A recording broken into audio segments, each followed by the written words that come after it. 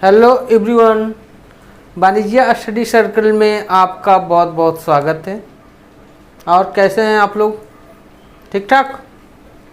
चलिए, तो पिछली जितनी भी 4 क्लासेस थी वो सारी क्लासेस आपने कर ली होगी। अगर जो आपकी कोई उसमें क्वेरी हो या कोई कॉन्सेप्ट में दिक्कत हो तो आप मुझे कमेंट करके बताइए, या फिर मेरे व्हाट्सएप नंबर पे मुझे व्हाट्सएप कर सकते हैं। कोई भी कमेंट, कोई भी क्वेरी आपकी हो। मेरा व्हाट्सएप नंबर तो आपको मैंने पिछली क्लास में दे दी है। चलिए एक बार मैं फिर से लिखवा देता हूँ जो इस क्लास में मेरे साथ जुड़े हैं। 7011356360, ये मेरा व्हाट्सएप नंबर है। ठीक है, आप इसके साथ मेरी फेसबुक पेज को भी लाइक कर सकते हैं। मेरा फेसबुक पेज है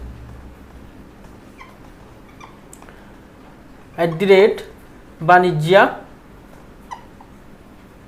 स्टडी। ठीक है, मेरा इंस्टा पेज है, जो मेरा इंस्टा पे पेज है वो है मेरा वाणिज्य _स्टडी। तो अपने डाउट को आप मुझे व्हाट्सएप कीजिए या वीडियो कमेंट में बताइए क्या आपकी डाउट है, जिससे कि हम अगली क्लास में इस डाउट को आपकी क्लियर कर सकूं। ठीक है, तो चलिए आज की क्लास जो है वो क्लास 5 है। आज की क्लास में हम क्या पढ़ेंगे? आज की क्लास में हम पढ़ेंगे जनरली एक्सेप्टेड अकाउंटिंग प्रिंसिपल, जिसका शॉर्ट में हम क्या बोलते हैं, gap. Generally accepted accounting principle ये होता क्या है? तो जनरली जो अकाउंटिंग प्रोफेशनल होते हैं ना, वो एक रूल को फॉलो करते हैं, जिससे कि हर एक पर्सन के लिए ये यूनिफॉर्म हो सके, कंसिस्टेंट हो सके। जिससे कि मान चलिए कोई अकाउंटेंट जॉब कर रहा है, ठीक है, अब वो बीच में जॉब छोड़ के चला गया, दूसरा अकाउंटेंट आया, तो अगर जो यूनिफॉर्म नहीं होगा, कंसिस्टेंट नहीं होगा, एक मेथड फॉलो नहीं किया जाएगा, एक मेथड प्रयोग नहीं किया जाएगा, तो क्या होगा, अकाउंटिंग में बहुत ज़्यादा दिक्कत होगी। सेम वैसे ही ले लीजिए, हमने अपनी फाइनेंशियल स्टेटमेंट बनाई, ठीक है, हम किसी और कॉन्सेप्ट में बना रहे हैं, जो हमारा राइवल बिजनेस वाले हैं वो किसी और कॉन्सेप्ट में बना रहे हैं, जो हमारे कंपटीटर हैं या जिनसे जो हमारे सेम इंडस्ट्री के हैं, या कोई भी पर्सन, जिससे क्या होगी कि वो बुक्स ऑफ अकाउंट समझने में बहुत दिक्कत होगी। इसलिए एक अकाउंटिंग प्रोफेशनल के द्वारा या जो भी कर लीजिए, एक अकाउंटिंग प्रिंसिपल होती है जिसको हम जनरली यूज करते हैं अकाउंटिंग करते वक्त। तो और उस जैसे बहुत सारी कॉन्सेप्ट होती है कि कौन सी ट्रांजैक्शन कैसे इंटर करनी है, कौन सी ट्रांजैक्शन को कैसे मेजर करनी है, कौन सी ट्रांजैक्शन कहाँ इंटर्ड होगी, ये सारी एक मेथड है, प्रोसीजर है। ठीक है, इसको हम ये भी कर सकते हैं, जो जनरली एक्सेप्टेड अकाउंटिंग प्रिंसिपल होता है उसको हम बोलते हैं principle of accounting, concept of accounting, convention of accounting, assumption of accounting. इसको हम इस तरीके से भी बोल सकते हैं, principle of accounting, concepts, convention of accounting and assumption. ठीक है, तो आज की जो क्लास है वो बेसिकली इसी के ऊपर है कि हम अकाउंटिंग करते वक्त कौन कौन सी प्रिंसिपल, कौन कौन सी मेथड हम फॉलो करेंगे, हम इस्तेमाल करेंगे, जिससे क्या होगा कि हमारा जो फिनेंशियल स्टेटमेंट बनेगा वो यूनिफॉर्म बेसिस पे होगा। मतलब किसी दूसरे इंडस्ट्री से हमारा डिफरेंट नहीं होगा, हमारा सेम अकाउंटिंग प्रिंसिपल फॉलो किया जाएगा, सेम अकाउंटिंग रूल फॉलो किया जाएगा जो दूसरे अकाउंटिंग प्रोफेशनल करते हैं। ठीक है, जिससे क्या होगा कि किसी भी रिपोर्ट को कोई भी पर्सन आसानी से समझ सके, जिसके पास अकाउंटिंग की नॉलेज हो। ठीक है, तो यही हम पढ़ेंगे। इसमें कुछ कॉन्सेप्ट हैं जो इस प्रकार से हैं। पहला जो कॉन्सेप्ट है वो है बिजनेस एंटिटी कॉन्सेप्ट। हम जानेंगे बिजनेस एंटिटी कॉन्सेप्ट क्या होता है। ठीक है, दूसरा क्या है, मनी मेजरमेंट कॉन्सेप्ट। तीसरा क्या है, गोइंग कंसर्न कॉन्सेप्ट। चौथी क्या है, अकाउंटिंग पीरियड। पांचवी क्या है, कॉस्ट कॉन्सेप्ट। छठी क्या है, ड्यूअल एस्पेक्ट। ठीक है, रेवेन्यू रिकॉग्निशन, फिर matching concept, full disclosure concept, consistency, conservative and materiality and objectivity. ये सारी जो है ना, ये सारी प्रिंसिपल को या जो भी कर लीजिए अकाउंटिंग कॉन्सेप्ट को हम आगे की क्लासेस में पढ़ेंगे। तो हम इसकी एक एक करके पढ़ेंगे। तो आपको तो समझ ही आ गया होगा कि जनरली एक्सेप्टेड अकाउंटिंग प्रिंसिपल क्या होता है। एक रूल होता है, एक मेथड होता है, एक प्रोसीजर होता है जिसके थ्रू हम अकाउंटिंग करते हैं, जिससे कि हमारा अकाउंटिंग और हमारे पड़ोसी के बिजनेस का अकाउंटिंग सेम हो। हमारा अकाउंटिंग हमारा पड़ोसी समझ सके, पड़ोसी का अकाउंटिंग हम समझ सकें, या हमारा अकाउंटिंग जो हमारा इंटरेस्टेड पर्सन है हमारे ऑर्गेनाइजेशन का वो समझ सके और उससे और वो कंपेयर कर सके। जो हमारी इंडस्ट्री है उस सेम इंडस्ट्री की अकाउंटिंग को, सेम इंडस्ट्री की प्रॉफिट को, सेम इंडस्ट्री के बिजनेस कंडीशन को एंड बिजनेस को मतलब कंपेयर कर सके कि जो हमारा इंडस्ट्री है वो सेम ग्रोथ कर रही है जैसे हम दूसरी इंडस्ट्री कर रही है। जैसे हमारा क्लॉथ का इंडस्ट्री है तो हम एक रेवेंस भी क्लॉथ बनाती है और एक कैंटाविल भी बनाती है। तो अकाउंट हमारी ऐसी होनी चाहिए कि हम रेवेंस का फाइनेंशियल स्टेटमेंट देख के कैंटाविल से हम कंपेयर कर सकें। ठीक है, इस तरीके से ये हमारा जनरली एक्सेप्टेड अकाउंटिंग प्रिंसिपल होता है, जिसे हम गैप भी बोलते हैं। इन शॉर्ट हम बोलते हैं गैप। तो चलिए एक एक प्रिंसिपल, एक एक अकाउंटिंग कॉन्सेप्ट को हम डिटेल में देखते हैं। ठीक है, चलिए।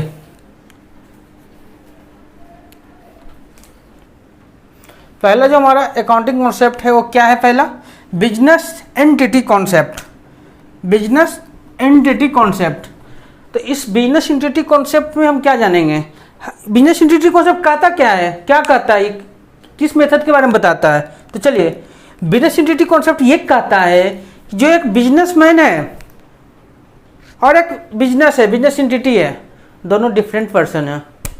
बिजनेसमैन जो है वो अलग पर्सन है एंड बिजनेस एंटिटी जो है वो अलग पर्सन है। ठीक है, बिजनेसमैन की जो बुक्स ऑफ अकाउंट जो होगी वो अलग होगी एंड एंटिटी की जो books of account, business entity की जो बुक्स ऑफ अकाउंट होगी वो अलग होगी। जो बिजनेसमैन की ट्रांजैक्शन है वो बिजनेसमैन की बुक्स ऑफ अकाउंट में एंट्री होगी, जो पर्सनल ट्रांजैक्शन है। जो बिजनेस एंटिटी की ट्रांजैक्शन है, जो बिजनेस की ट्रांजैक्शन है, वो बिजनेस की बुक में एंट्री होगी। तो ये कॉन्सेप्ट हमें कहता है कि जो बिजनेस होता है और जो उसका ऑनर, बिजनेस और एक बिजनेसमैन होता है जिसको हम ऑनर भी बोलते हैं।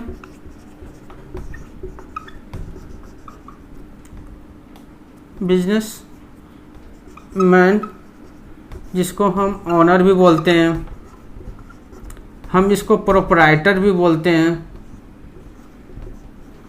हम इसको पार्टनर भी बोलेंगे। इसको हम अगर जो कंपनी हमारी है तो शेयर होल्डर भी बोलेंगे।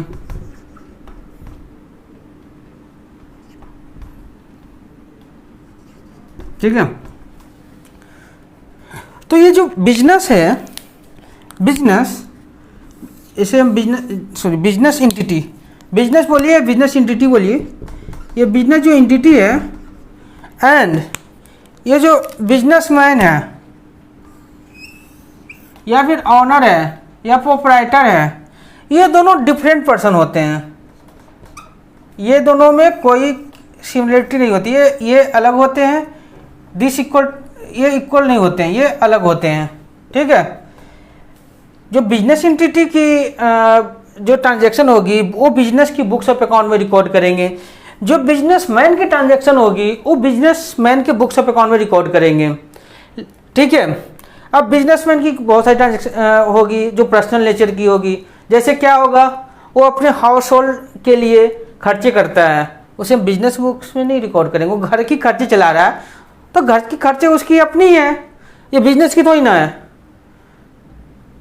जैसे अपने बेटे की एजुकेशन पे खर्च कर रहा है तो क्या ये बिजनेस की ट्रांजैक्शन है? नहीं, वो बिजनेसमैन की खर्चे हैं, बिजनेसमैन की पर्सनल खर्चे हैं। ठीक है, और बिजनेसमैन क्या कर रहा है? ग्रोसरी शॉप, ग्रोसरी खरीद रहा है, तो ग्रोसरी खरीद रहा है तो क्या वो अपने पर्पस के लिए, पर्सनल पर्पस के लिए खरीद रहा है, तो ये बिजनेसमैन की पर्सनल खर्चे हैं, तो ये बिजनेसमैन की पर्सनल बुक्स ऑफ अकाउंट में रिकॉर्ड होगी। हाँ, लेकिन यहाँ पे क्या हो रहा है कि बिजनेस क्या खरीद रहा है, गुड्स।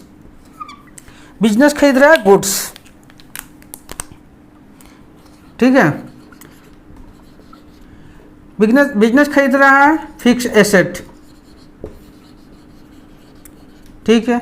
बिजनेस पे कर रहा है सैलरी, और बिजनेस पे कर रहा है वेजेज। देन क्या होगा, ये सब ट्रांजेक्शन कहाँ रिकॉर्ड होगी, तो बिजनेस के बुक्स में रिकॉर्ड होगी, कि इसकी बिजनेस की बुक्स ऑफ अकाउंट में रिकॉर्ड होगी, ठीक है।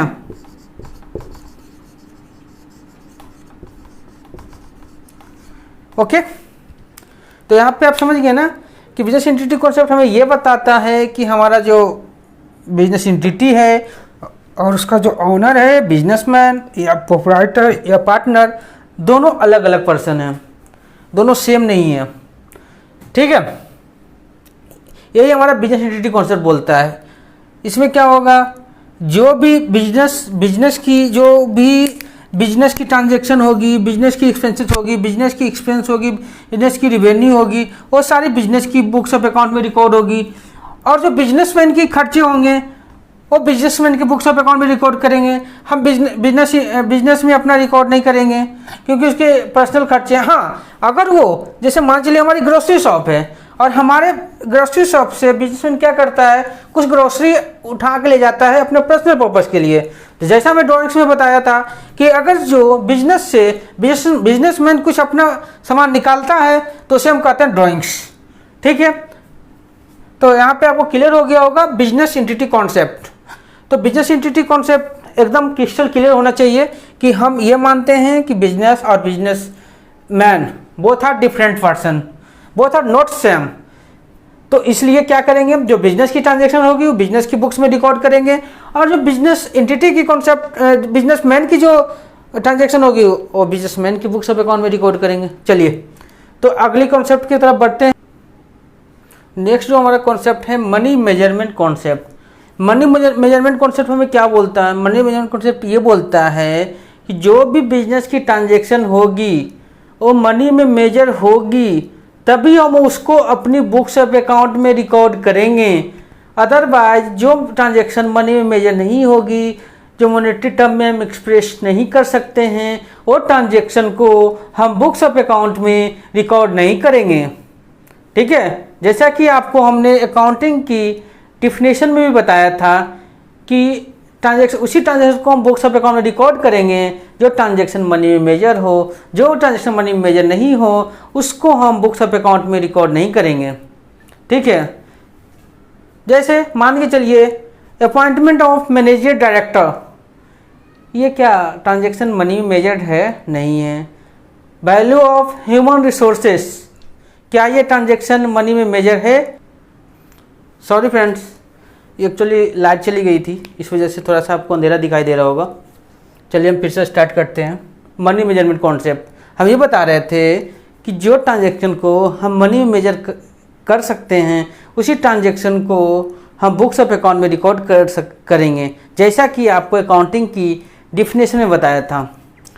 तो हम इसमें एग्जांपल लिए थे कि वैल्यू ऑफ ह्यूमन रिसोर्सेस, ठीक है। ह्यूमन रिसोर्सेज को क्या हम मनी मेजर कर सकते हैं, बता सकते हैं कि ये जो पर्सन है वो हमारे इतने रुपये का है या इतना करोड़ का है? ऐसा नहीं कर सकते हैं। किसी की हम ह्यूमन बीइंग की वैल्यू नहीं लगा सकते हैं, ठीक है। वैसे ही अपॉइंटमेंट ऑफ मैनेजर डायरेक्टर, इसको मनी मेजर नहीं कर सकते हैं, इसलिए इस ट्रांजेक्शन को बुक्स ऑफ अकाउंट में नहीं रिकॉर्ड होगा।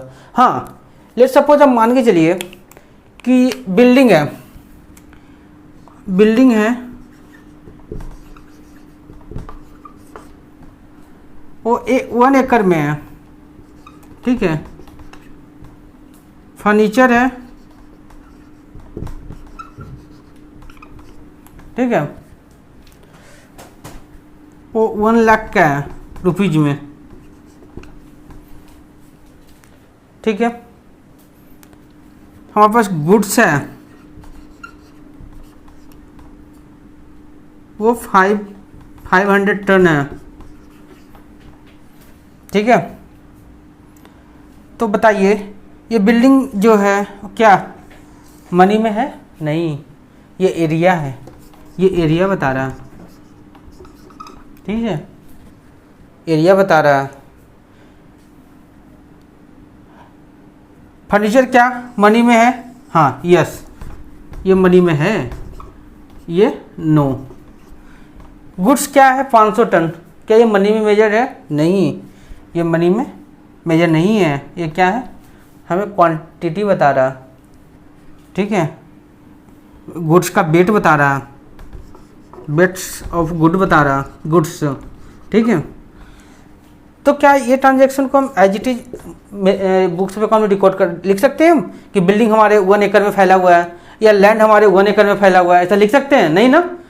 तो इसको क्या करना पड़ेगा? हमें मॉनेटरी वैल्यू में कन्वर्ट करना पड़ेगा कि हम देखेंगे कि 1 एकड़ का जो है ना वो मार्केट में क्या उसकी कीमत है, क्या उसकी प्राइस है।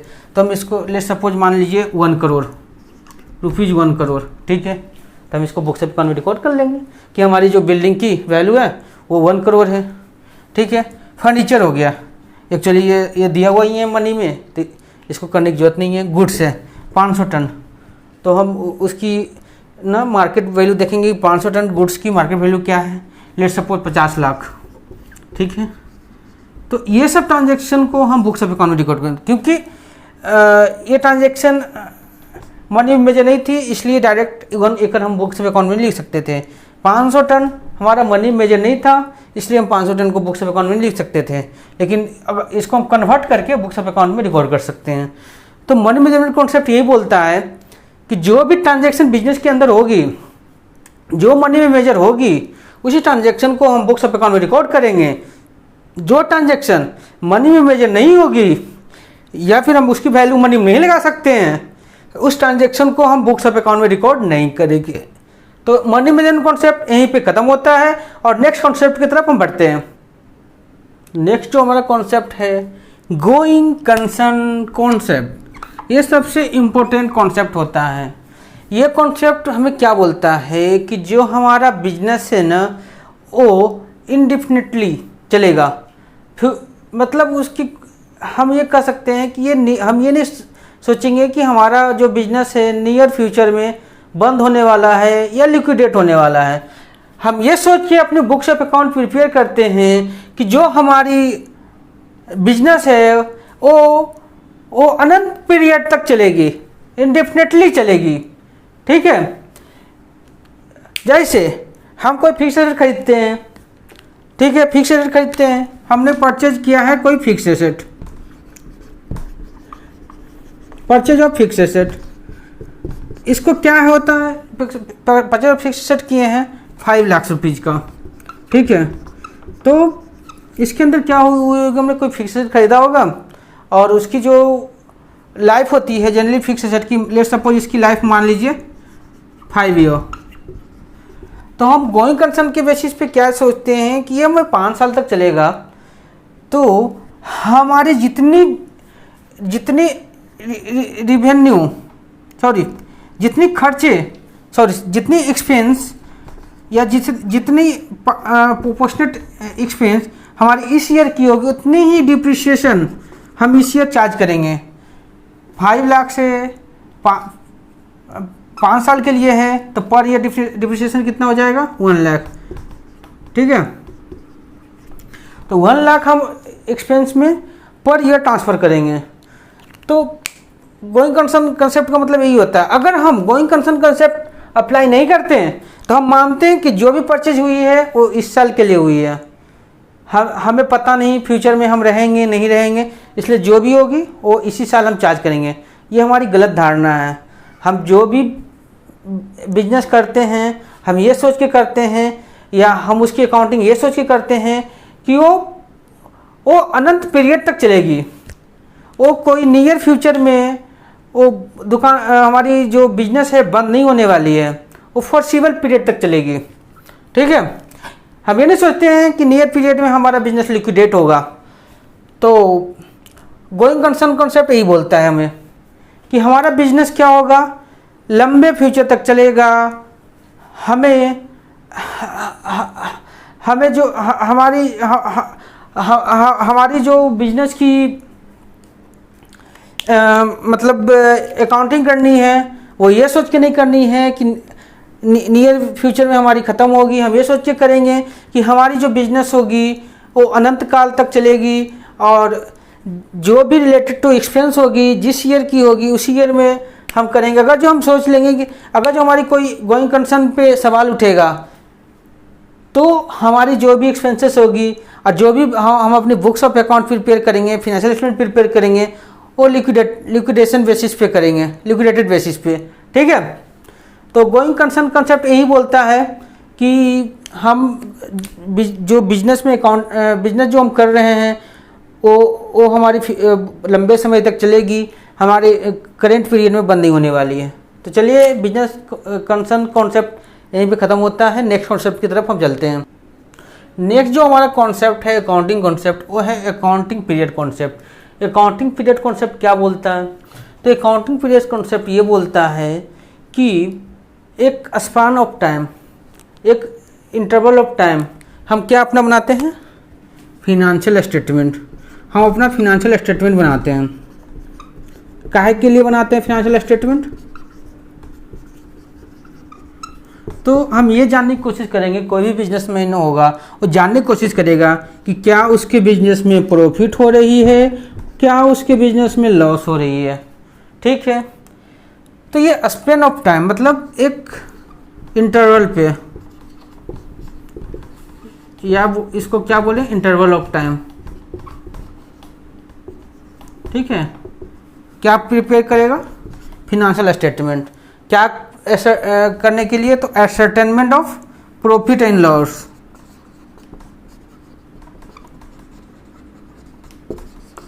एसर्टेनमेंट of profit and loss. Profit and loss को ज्ञात करने के लिए, प्राप्त करने के लिए फाइनेंशियल स्टेटमेंट बनाएगा। ठीक है, और इससे क्या होगा? प्रॉफिट एंड लॉस होगा। तो ये कंपनी एक्ट के अकॉर्डिंग जो होता है वो हर एक 12 मंथ पे बनाया जाता है। लेकिन अगर अगर जो हमारी बिजनेस फर्स्ट ईयर ऑपरेशन में है तो हमारी जो पीरियड होती है इन्वेस्टमेंट बनाने की वो हम एक्सटेंड भी करा सकते हैं, जो कि 15 मंथ 18 मंथ भी हो सकता है। तो अकाउंटिंग पीरियड कॉन्सेप्ट यही बोलता है कि एक निश्चित पीरियड के बाद हम अपना books of accounts, financial statement बनाते हैं, प्रॉफिट एंड लॉस ज्ञात करते हैं। प्रॉफिट एंड लॉस के बेसिस पे हमारा टैक्स कैलकुलेट होता है। ठीक है, उसके अकॉर्डिंग हम ये डिसाइड कर पाते हैं कि क्या हमारी बिजनेस प्रॉफिट में है या लॉस में है, क्या हम इसमें अभी सुधार कर सकते हैं या क्या हम इसमें और इम्प्रूवमेंट कर सकते हैं जिससे हमारी और बिजनेस आगे बढ़े, हमारी सेल्स आगे बढ़े, हमारी रेवेन्यू बढ़े और हमारी प्रॉफिट भी इंक्रीज हो। ठीक है, तो अकाउंटिंग पीरियड कॉन्सेप्ट यही बोलता है।